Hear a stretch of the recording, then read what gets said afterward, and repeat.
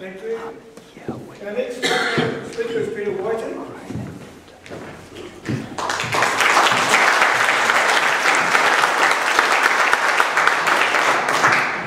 Peter Whiting's topic, title of his speech is Chief of the Stars. Chief of the Stars, Peter Whiting.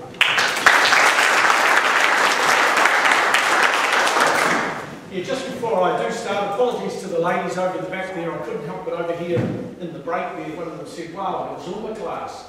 However, a lot of us have challenges to meet on a daily basis, and I suppose in some ways mine might be a little bit more obvious than most, but I know it's surprised a few of you to find that it isn't these Playboy good looks which are causing me the embarrassment today. Well, it surprised me. But what it is of course this incredible sense of modesty I've been endowed with. You see, because I'm basically up here to boast. In a recent survey, where people ranked various occupations in terms of what they contributed to wider society, what they offer in terms of respectability, and of course trustworthiness. As a real estate agent, I'm absolutely thrilled to be telling you that this year we were ranked right alongside the tow truck drivers.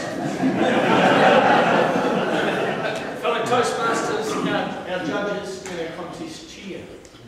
You see, when people come up to me and they find out I'm in real estate, you know, from my point of view, starstruck comes to mind. They say, wow, you're in real estate like that.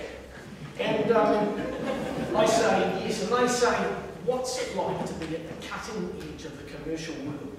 You know, you guys, you do it for next to nothing. You know, you're out there, really the Mother Teresa's of the commercial world. Hot here, isn't it?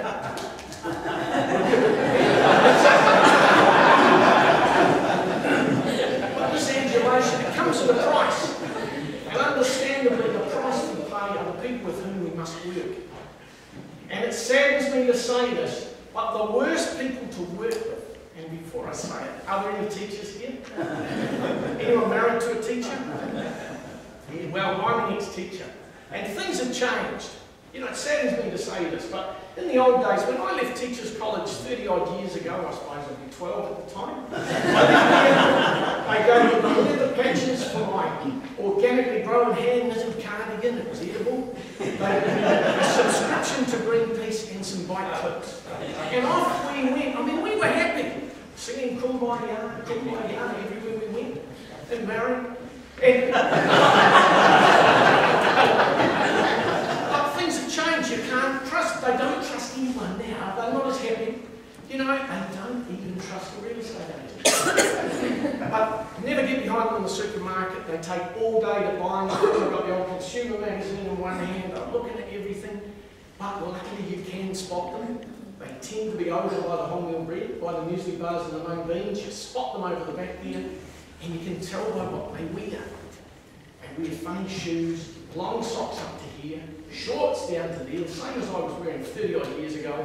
Some sort of jersey with a pattern on the front, something straight out of the David Bain School of Fashion. And you want to see the men.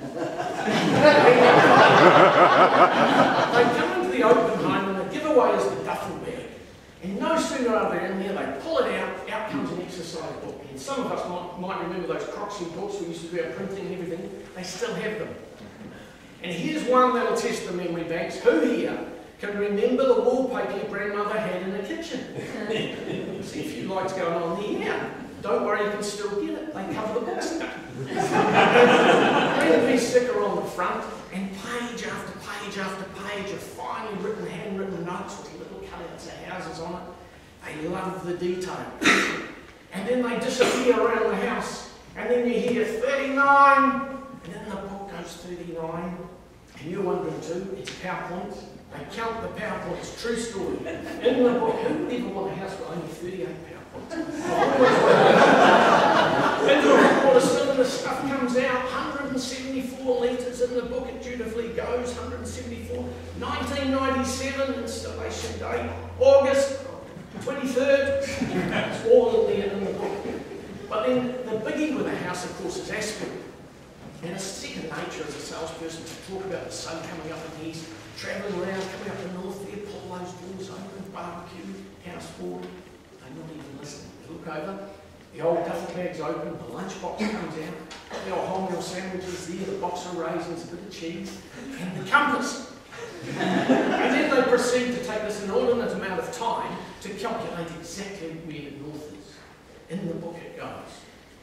Now, after all this detail, the biggie for them is, of course, the water pressure test.